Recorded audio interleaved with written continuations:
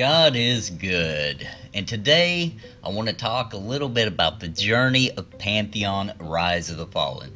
If you are new to my channel, please consider subscribing, especially if you're interested in old school MMORPGs or especially Pantheon Rise of the Fallen, because that's mainly what we talk about on this channel.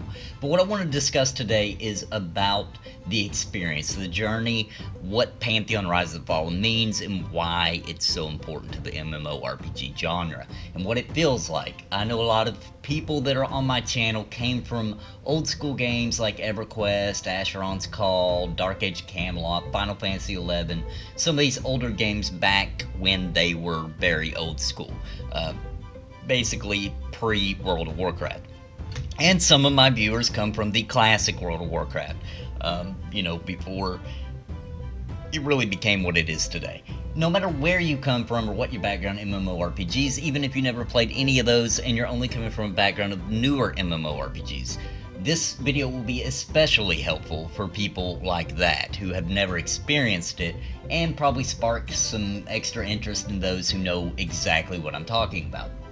So let's get right to it. First of all, I want to start with the leveling up experience, okay? Because that is a huge part of the world. As Brad McQuaid has said multiple times, it doesn't make a lot of sense when a developer spends all this time making this massive world with all these locations and places and all this interest built into it and lore and all of this, and then they just rush you through it as quickly as possible so you can play a smaller portion of the game meant for raids. That just doesn't make sense. So Pantheon is being built basically for the world to matter, for it to mean something. Now, the leveling up experience is where you will experience a portion of this world. Now, you'll get to max level and not have experienced the whole world. That's when you feel like rolling an alt and as a different race and starting somewhere else on another continent, on another side of the continent, so you can see what that level up experience is like, which goes into a whole nother subcategory of the game of extra content to do that has nothing to do with the end game. Now, of course, Pantheon Rise of the Fallen is going to have an end game. They've already announced this 3 end game or raid tier zones. I've got a video about that. You can check that out on my channel. But what I want to talk about is this leveling up experience. Okay, so number one, getting to max level takes a long time. It's an investment of time, and it takes dedication. It's not quick. It takes a while. You have to do a lot of grouping. You're not going to be soloing and running through quest hubs. You're going to be meeting people and socializing and learning your class and going through hard content, and it takes a while. Every level up means something, for one thing. Now, since the pace is slower, and since you're not running quest hubs and you're grouping up, you're finding a camp spot, you're grinding with other people, that creates a social experience. You make a lot of friends, guilds are built, alliances are formed, and it becomes an entire social experience from the very beginning. This also, because it takes so much time, means less, not all, but less people are going to rush to max level. More people just enjoy the experience. They're actually usually more like rushing to get a level up or rushing to get to this cool dungeon they see that they want to start grouping and exploring. They're less worried about the max level until they start getting much closer to it because they know that that's a far off goal. Also, every level up is an accomplishment. It's a big deal. When somebody levels up, everybody's excited. You're excited. It's a big deal because it took a while. It wasn't easy to get that level up. In common or new MMORPGs, a lot of times somebody gets a level up, nobody even says anything because whoop-de-doo. Like, they're probably going to level up 3 times in this dungeon, so who cares? It's not an accomplishment at that point, right? So in these old school MMOs, every level up is a huge accomplishment. For example, you could spend an entire week sometimes, especially at higher levels, just pushing for 1 level up. Sometimes even longer. And that's really dedicating some time and energy into it. Now, the grouping with the same people sometimes. That happens a lot in this kind of game because you meet people you like, you're all online, you get together, you had fun the last time, so you all get back together, and you're grouping with these same people. Sometimes, you had the day off, you got plenty of time to spare, you'll end up grouping with the same people for an entire day, sometimes in like the same small radius of area of the game. You'd be hanging out there all day. Something that I think is interesting that happens with that, especially when it's an all-day event, which, I'll admit that's rare. Usually people got to drop out, they got things to do, but sometimes you get that rare group where you're with them for a whole day or a whole weekend. Like, it's crazy. But something that I'm thinking of when I think of that is something that happens sometimes is you out-level your group. Like you were already, one of the higher level people in the group, and then you get too high of a level to where you're actually hurting people's experience by staying in the group, and the pools are too weak for you, and you gotta go. You gotta move on. You gotta look for another group, and you gotta go to another area. They're too low to come with you, and, it's like a sad thing. You're like, well, guys, I'm sorry. I had a lot of fun. Like, I'm really sad to leave, but, I gotta go, because at this point, me staying here is hindering everybody else's experience. That's something that you like almost never see in a new MMO, but that's like a common thing. Anybody that's played an old MMORPG, especially like Final Fantasy 11 or EverQuest or any of the old ones, you're gonna remember situations like that happen. It's just an interesting thing that can only happen in a game like this. Another thing that I love to think about is those times where you'll be like grinding in the same dungeon. You'll be in the same dungeon for so long that the entire group, you have to make trips back to town to sell off all the junk because you're completely overloaded with crap, and everybody's inventory's full, and everybody just, all right, we need to make a trip to town, repair our armor, and get rid of all this junk. We started with nothing. We started with a clean slate of inventory, except for the armor and weapons on our back, and now we have to, we've filled it up. We've been here for so long in this same dungeon, creeping through it, that, we got a lot of stuff. And another cool thing about that, when that happens, is this used to happen to me all the time because I'd be having so much fun with the group and socializing with them that I wouldn't even realize I got all the way back to town that I had all these cool drops. Like, I had like upgrades, and who knows how long I'd had them in my inventory. I didn't even know I got them because I was having so much fun with the group itself that I didn't even notice the drops. And that's something really cool that I think is a fantastic experience when you get back to town to sell your junk, and you're like, whoa, wait a minute, I got some really cool stuff here. Another thing is when you're in a group and you're grinding and you're playing together, people get drops that they can't use, or maybe they can use, they just don't need them.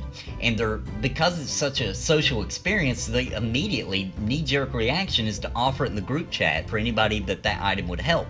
That's not something you see a lot now, because people would just be like, well, I can't use it, but I got it, it's mine, I'm gonna sell it, get a little bit of money, But in these old school games, you're with people for so long, and you want them to do better too, because it's only going to help that situation at that time, of them doing more damage and helping kill things faster, or better defense, or whatever it is, that you want them to have those drops. You don't care about the little bit of money you might have got from selling it. You care about, right now, this guy could use this. And because it's so social in the community, in a game like this, becomes so tight-knit. I mean, it's not a theory. That's what happens. It's what happened in EverQuest, Dark Age of Camelot, Final Fantasy 11. You became so invested in the community itself that you wanted to help it. Like, you wanted to help people. It's very different than just worrying about yourself and worrying about your own gear, worrying about your own progress, to where you actually care about everybody else. I mean, you realize how hard it is. You realize everything, so you're willing to help more. Another thing is, when people get into the zone, like, you've been leveling up, you've been grinding for so long, right? You're just like in the zone. You're just doing your thing, and something goes wrong. There's extra ads, or somebody pulls something a little too hard for the group or whatever, and suddenly it's like wake up time. People are scrambling around, trying to get their crap together, trying to get everything to work, and try to get through this encounter. And that happens. That's almost anytime you go out into a harder game like Pantheon Rise of the Fallen, that's going to happen to you. That's just where you get in that regular, okay, we've been doing the same thing so long, I'm really not thinking about it anymore. And then the game always throws something at you didn't expect, and kind of throws everything for a loop, and then the whole group's like scrambling, trying to, get caught up. Very fun. Another thing is, on that same token, sometimes you'll be leveling with somebody for so long, the experience is so good, or things are just, you're having so much fun that you don't want to leave the group way past time. It's obviously time for you to go to bed, and you don't, because you're just having too much fun, so you keep playing, and you end up waking up, like, on your desk. A guy in the comments had brought this up, and it reminded me of many times it would happen to me where, I would be tanking and I would actually be playing for so long, and I knew that when I left it was so late they probably would have a really hard time finding another tank. There was none online that I knew that could replace me, so I just kept playing because I didn't want to ruin their good time. They're getting a lot of experience, we're doing great, it's a good party, and I just I don't want to, kill the buzz, so I just keep going with it, and I go way beyond my limit, and I end up, like, waking up, like I didn't even know I fell asleep. I wake up on my keyboard, and I'm looking around, I'm looking at the screen, and, the group is still going, and, I've been asleep for so long, I've been asleep for hours, and they've had to find a new tank, and they're like, pulling stuff right through me at that point, which is hilarious, and that's the kind of thing, once again, that's not going to happen in an instance-based game, that kind of experience. But anybody who's playing old school MMO probably knows what I'm talking about. Another thing is everybody is always trying to play their class to the best of their ability. Why? Because they want to get invited again to the group.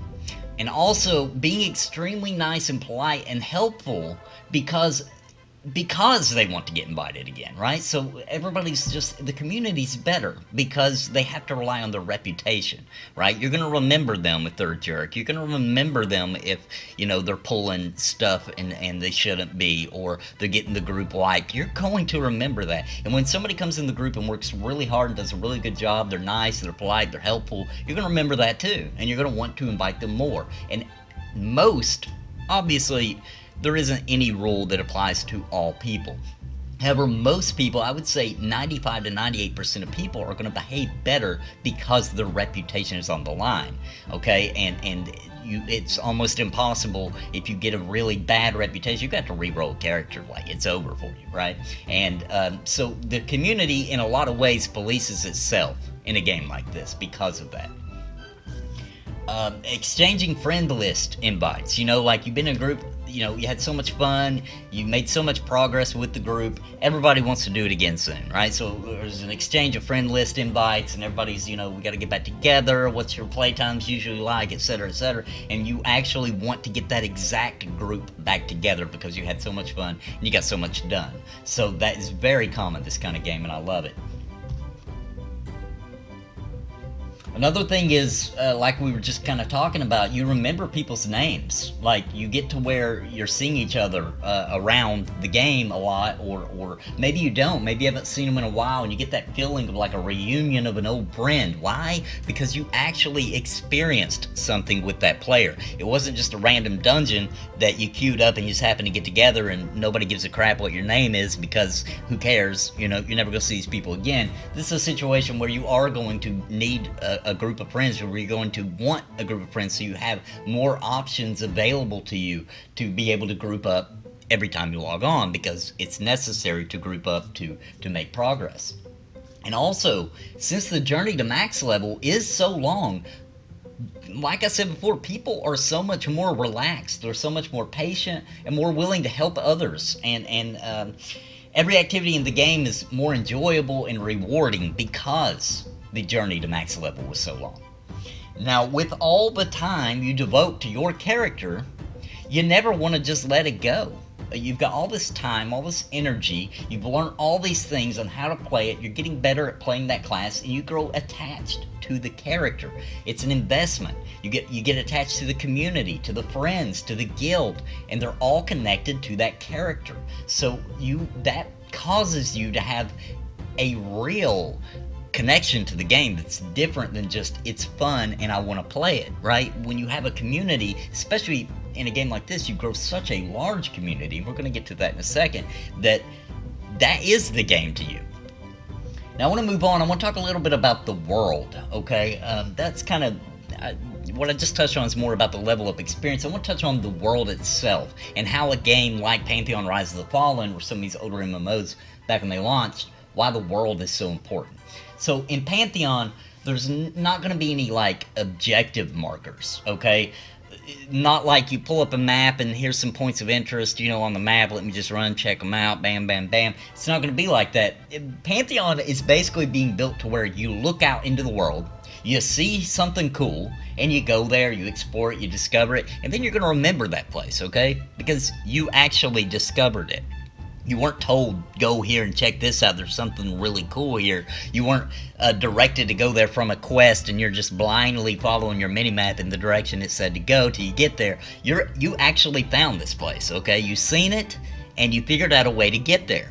And that makes it more meaningful. It makes the world more memorable and better and feel more alive and like a real place. And your brain begins to remember it as a real place. I can think of so many places from old games like Final Fantasy XI or EQ or Dark Age of Camelot that feel like they were real places, like I really went there because I had to find them. I explored them. I was excited about getting to see what they were when I seen them in the distance, etc. And that has a lot to do with many different aspects of how the game's built. But number one, by not making you go there as like a quest chain, or not pointing it out on your map like go check it out, but you actually being a part of that world and going there yourself, okay? If you walked outside of your house and you looked over and you seen some really cool ancient ruins and you're like, what the heck is that? And you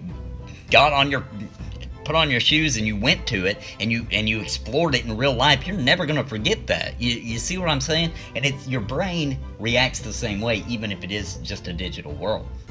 Another thing about that is that since there isn't questing through hubs, the world just means more because of it. Each area that you camp in, for example, it's like a real place. It's a place where you shared different experiences, like meeting people, learning things, and the locations become memories of a place where something unique happened to you and your friends, and it makes it mean something. Another thing is like you see this deep, dark dungeon. It's like beckoning you to explore, right? But you're not high enough level to really go there and go in there. Or you can go in, but you can't really explore it because everything's too hard, even if you were to get a group. But you want to find out what's in there, and you'll start working towards that. That's like a goal, a small range goal. You'll be working towards getting to a level where you can group up in there. You'll be seeing people go in and out of there, and you're like, man, I can't wait till I get to do a group and go in there. And that itself, it's an exciting and rewarding experience just to get to the point where you can go to this cool looking place. Also, because the world is dangerous, because Pantheon is not an easy game, that equals more reward for exploring and conquering it. So just the fact of the game being harder makes the game more rewarding. Another thing, because Pantheon Rise of the Fallen is being built to not make you a one-man army, that means that places you can't go, like we were talking about before, the mysterious dungeon, they're more mysterious, more enchanting. For example, you're watching a group take off into these dangerous, woods, and they're going out of sight into their adventures. And that just makes your mind go crazy with the kind of cool stuff they could be doing. So when it's your turn to head off into the woods, you feel rewarded right away just for getting to do it finally. Now let's talk a little bit about the community, the community itself of the game. First of all, the amount of people that you will have grouped with and played with and met and helped along the way, by the time you reach max level, those amount of people could fill a very large guild. Many of those people you're going to, by that point, consider to be real friends due to the amount of interaction, the reliance on one another, the experiences together, and the camaraderie that was built over such a large span of time. Also, most of the time you have like these large full friend lists just from leveling up. So by the time you do get to a point where you want to do things in the end game, like raids, etc., you have like this huge option of people to pick from. And a lot of times, maybe they didn't level up as fast as you. Maybe you passed them up, and you'll want to go back and help them because you want to experience more of that game together. And you'll actually begin to notice when people haven't logged in for a while, because you play with them a lot, because you pay attention, you get excited when they log on because it's somebody you consider a friend. So you'll actually begin to notice people haven't logged in for a while. You'll be hoping that everything's okay, that they haven't quit the game, etc. And another thing interesting about that is I remember in the old school MMOs, a lot of times I would be logging into the game, and you know, the loading screen's up or whatever, and you know, your character loads into the game before you can actually see, because the world's still populating and loading up. And as soon as you actually get in the game where you can see you know, your chat and the world on your screen, you've already got tells from people. People already whispered you, inviting you to groups, and your game hasn't even loaded yet. Why? Because you're nice, you're helpful, you know your role, and people enjoy grouping with you. And that's a very satisfying experience. And you know, when you get to that point, it could take a while, you know, it's a different experience for different people and different roles, but you'll know that you've gotten to a good point in the game when that event happens to you.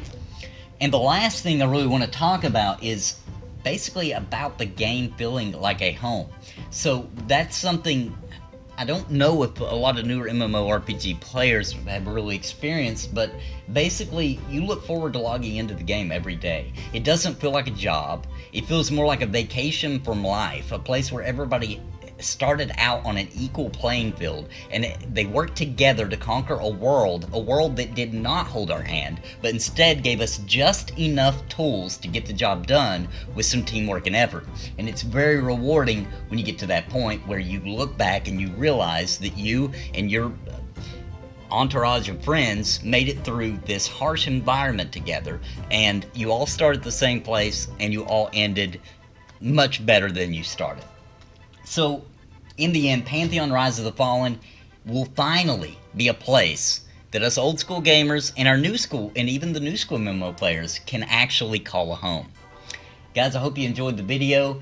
Let me know if you have any stories, anything that happened to you in these old school games. I would like to do a video going over some of my viewers' stories. I have a few to tell, but I'd like to go over some other people's as well, and maybe to make a video about that, about people's experience in some of these old school games, so I can kind of share it. Because at the end of the day, I would love to see Pantheon Rise of the Fallen. Not only, I think it's going to do well just based off of all the old school people who've been looking for this kind of game, but I'd like it to do even better than that. I would like to see people from new games or newer players see the magic and the enchantment of a game like this, because that was such a huge experience for me as a gamer back in 1999 and 2000, playing these old games and experiencing a community and working together with other people to get goals done. It was just so important to me. I would love for other people to experience that as well. So let me know if you have any stories. Leave them in the comments below. Let me know what happened to you. They could be funny, they could be ridiculous, it doesn't matter. Just if you got a story that really sticks out to you from your days of playing these old school MMOs, let me know what it is, and I'm gonna pick some of the best ones and I'm gonna cover them in a video in the future. And before I go, guys, if you are new, if you enjoyed this, or if you want to hear more, please consider subscribing to my channel. And thank you everybody for joining. I hope you enjoyed the video. God bless and happy gaming.